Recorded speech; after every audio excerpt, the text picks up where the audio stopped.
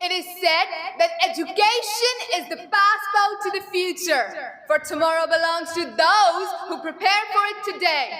In an endeavor to prove these words true and to shed some light on today's topic of education and opportunities, I, Navneet Kaur, representing the Dasmesh Global School Bargari, would like to greet all the dignitaries, principals, judges, my dear fellow contestants, and everyone else gathered over here a very good afternoon.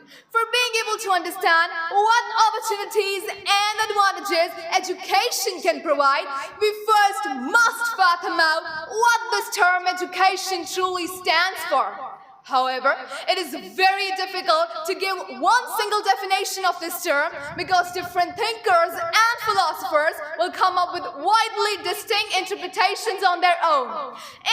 In narrower sense of term, education means the giving and receiving of systematic instructions, especially to a school or a university.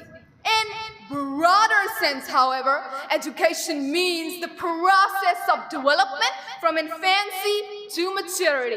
It begins at birth, continues throughout the life till death, from womb till time as they call it. In this sense, one's whole life becomes the real source of education. So, education is life, and life in itself is education. And living in today's dynamic world, which is constantly changing, improving, developing, the significance of education in an individual's life cannot be denied. Education is a crucial aspect of personal as well as professional development. In terms of personal development, education can help an individual become more informed and gives them the opportunity to explore themselves. It helps them in developing their creativity and problem-solving skills, which are necessary to succeed in any path. Moving on to the professional development, I would like to mention, or rather point out the fact that we all are living today in hopes of a good home, a good lifestyle, a good financial status, and many other things like that. And we all know what the key to our dreams is. A good income, a high salary, right? Well, a good education is known to help individuals earn higher salaries because a higher education, along with experience, is often a prerequisite for many high-paying jobs and can thus open up many job opportunities. Talking about the influence that education has on the social aspect of people's life, I would like to imply that people today are quite aware and comfortable talking about pressing social issues and other injustices. This can be attributed to the increased access of education around the world, which has made our today's society more accepting and open-minded.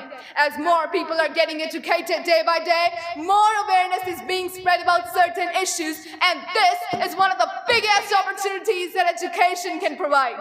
Education is equally important in the economic development of a country. A well-educated population is productive and innovative, which leads to economic growth and prosperity. You may question, are these the only opportunities that education can provide? Are these the only advantages that you were talking about earlier? Well, let me clear that there are far too many, but unfortunately, the time limit. So, I would just like to end this by saying and quoting President Barack Obama that you may want to be a doctor or a teacher or a police officer, or you may want to be a lawyer or an architect or a member of military. It doesn't matter. But one thing is for certain, that you are going to need a good education for every single one of those careers. Thank you and have a marvelous day. Is not just economic growth, but the growth that would improve the life of a common man. Good afternoon, everyone. I pay my sincere regards to our distinguished judges, eminent principals, and all the dignitaries present over here. Today, I, Sukhmanveer from class 9th, representing Dasmesh Global School Bargari, would like to take this opportunity to enlighten you more about the scenario of Indian economy.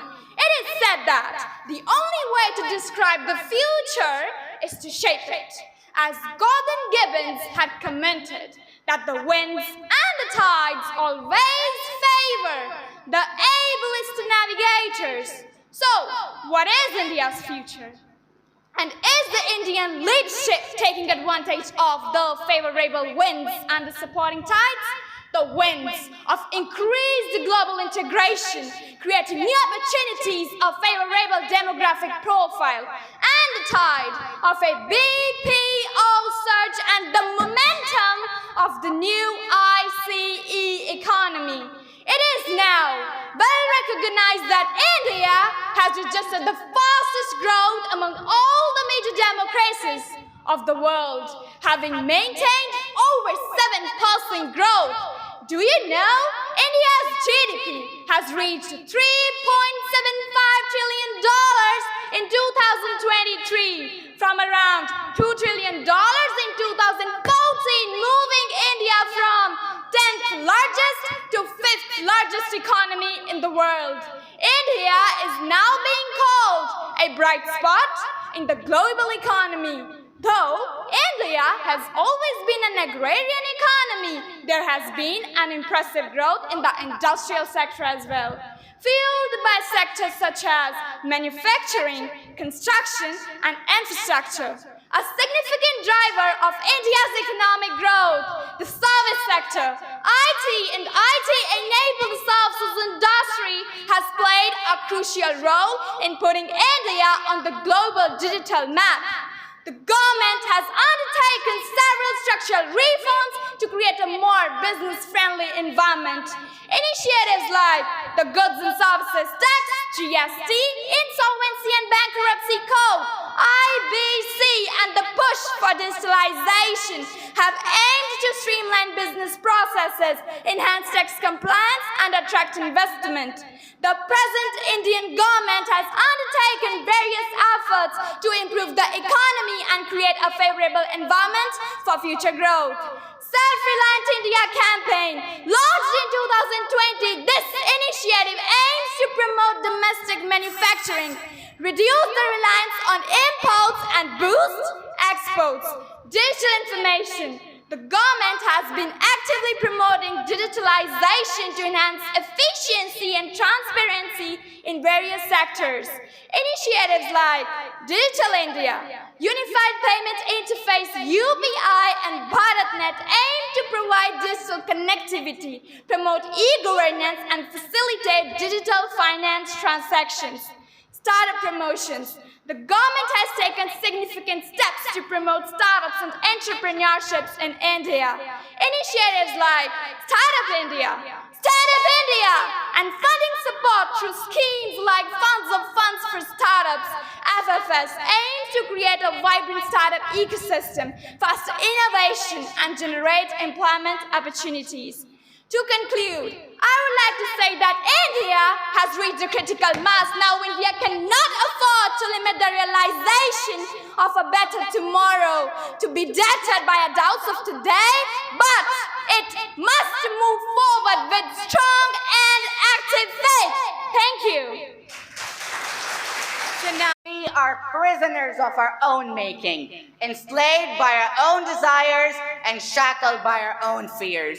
Greetings to the honorable principals, esteemed panel of judges, and all our distinguished attendees. Today, I, Agamdeep Singh, stand before you to represent Dasmesh Global School Bargari and to shed light on the topic, Prisoners of the Modern World.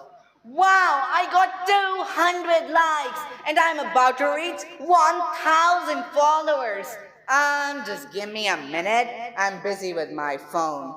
So, how would you feel if someone kept talking to you while constantly looking at their phone? Obviously, you won't feel good, but that is what most of us end up doing.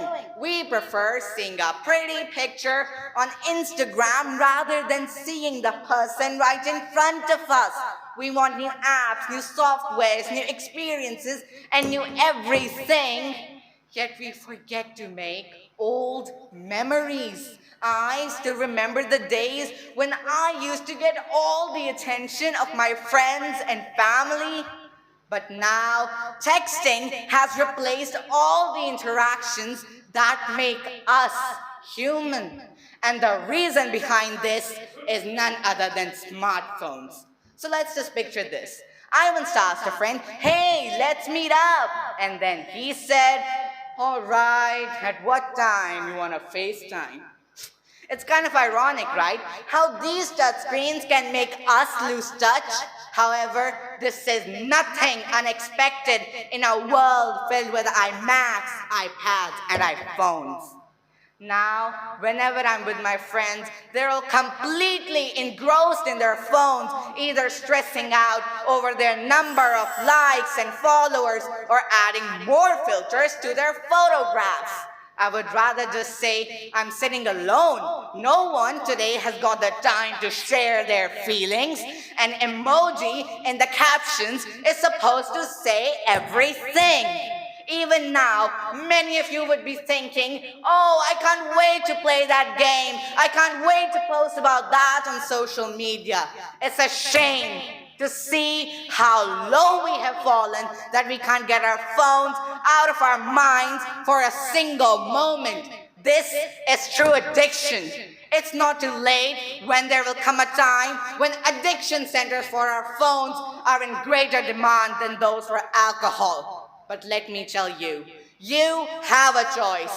Either take control or be controlled. Say to yourself, "No longer do I want to spoil a precious moment by recording it with a phone. I'm just going to live them. I don't have to take a picture of all my meals.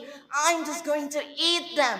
Moreover, the perfect smartphone would say, "Hey, watch out on the road." The perfect smartphone would say, "Hey, inconsiderate, your Starbucks coffee has been lying empty for the past 45 minutes and someone needs a seat." The perfect smartphone would say, "Get off Facebook and put your face into a book." With this mindset, we can all aspire for a world where we smile and our phones have low batteries. Thank you. At different phases of your life, your priorities will shift, but your values, they will always be there to guide you. Greetings to all the high authorities, principals and judges present here. Today I, Ekam Josing Kokar from Class 8A, represents Dasmesh Global School Bargari with my topic, Reflective Values in Our Lives. A value. What is it? What does it tell about us? Our values define our behaviors, goals, success, life satisfaction, and self-direction. Our values must be humanity, kindness, love, respect, care, friendship, brotherhood, and curiosity. And I need your curiosity to listen to my words. The notion of a reflective value is kind of regulative idle in the sense that it represents the ways in which our values might be improved as we take our value commitments to guide us appropriately and we take these commitments to be our reflective values. They play two important roles in our lives. They serve as action guiding goals and they also function as standards of justification for other value commitments and for general reflection on how our lives are going. Our reflective values include life satisfaction, self-direction, social relationships, and moral ends. Our values reflect what is important to us in our lives. Therefore, values are also referred as personal guiding principles or life goals. Individual values reflect how you show up in your life, the specific needs, the principles we live by, and all the things that we consider important for our self-interest. Values are the fundamental core beliefs that guide your behaviors and goals and help you measure your overall success in your life. For many people, values begin in childhood as the parents teach them some of what they think to be the most important values. Understanding that other people believe in a different set of values that guide them toward different decisions may help you better understand that their values may be different from yours, but they can be right for them. Almost every culture and society has a certain set of values which are inculcated in an individual ever since they are young. Despite the stark differences in our cultures and societies, there are certain values which are common to every person, like the values of humanity, kindness, love, respect, care, friendship, and brotherhood. I consider that human world should coexist without any hatred or animosity, and if every individual in this world holds strongly to all these above values, then life would be much more peaceful. But now, people are forgetting their values that were taught to them by their parents and teachers, and without values, life is meaningless. There is no meaning to live in life without values. And we shall remember that values are like lighthouses. They are signals giving you direction, meaning, and purpose in your lives. Thank you.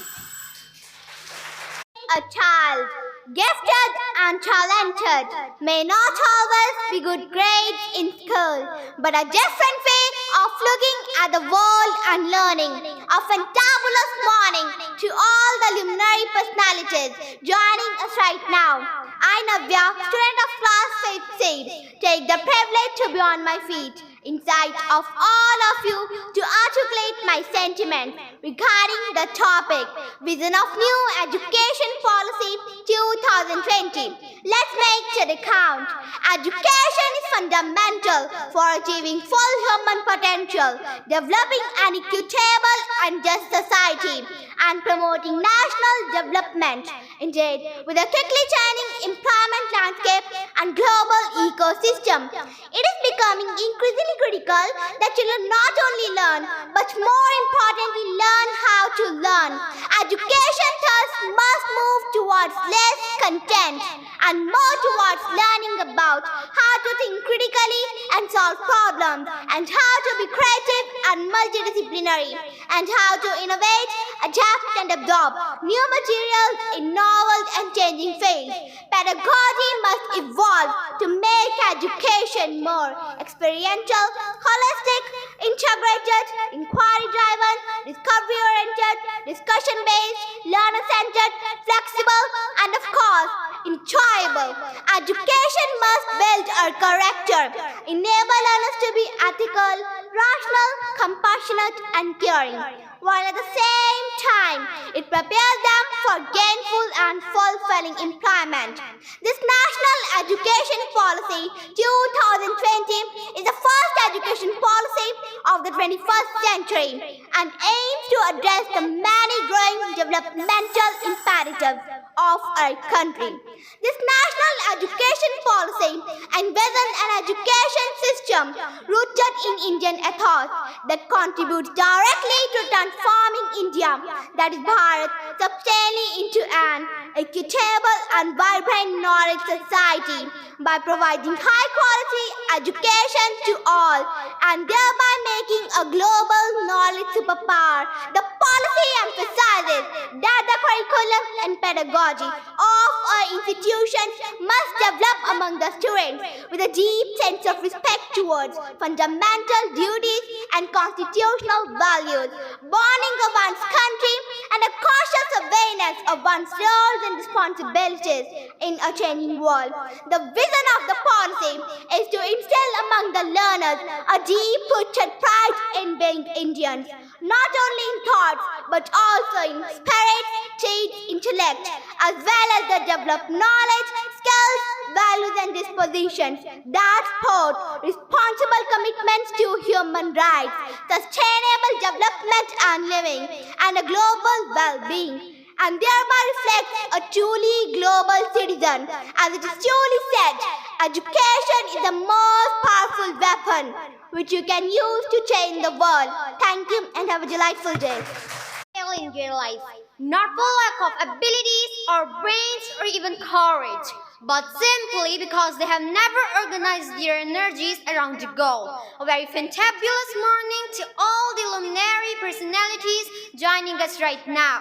I, announcing student of class 6A, takes the privilege to be on my feet, in the sight of all of you to articulate my sentiments regarding the topic ultimate goals of life. Let's make today count. People are confused. Should we aim for achievement, success, fame, money, wealth, or should we just leave achievement and aim for fulfillment, for contentment, for being fully satisfied? Can you tell me what does achievement do? Well, I tell you, it gives us success, money, and creates stress, worry, anxiety, and then disappointment to disgust and frustration. Therefore, achievement can never give us eternal happiness. So, people flip from achievement to fulfillment. They think if they give up desires, cravings, passions, they will live a life of fulfillment and contentment. But is it true? People living such lives lose their passion, motivation, inspiration, and they can't escape from triples of sufferings: pain of the body, misery of the mind, and agony of the ego. In fact, in the ancient days, achievement was known as rajasic or passionate, and fulfillment was known as tamasic or something that made us lazy. Ancient scriptures talked of being sattvic. Sattvic takes us to the ultimate goal, beyond achievement and beyond fulfillment, the ultimate peak of happiness, the ultimate goal of life is enlightenment. Therefore, we have to leave achievement. It's only momentary. We have to live fulfillment too. It is good but not the ultimate goal of life. The ultimate goal is eternal bliss, everlasting happiness, and it comes from enlightenment. By the way, you might be thinking, what's enlightenment? Let me tell you. It is to switch on the light within. It is to overcome the darkness of ignorance. We human beings have been indoctrinated with beliefs of our scriptures and religion. Therefore, we live and we die. We just follow the horse. We don't fly like a bird to explore the truth. And when we don't realize the truth, we live and we die. But we don't find out the answer to the question who we are.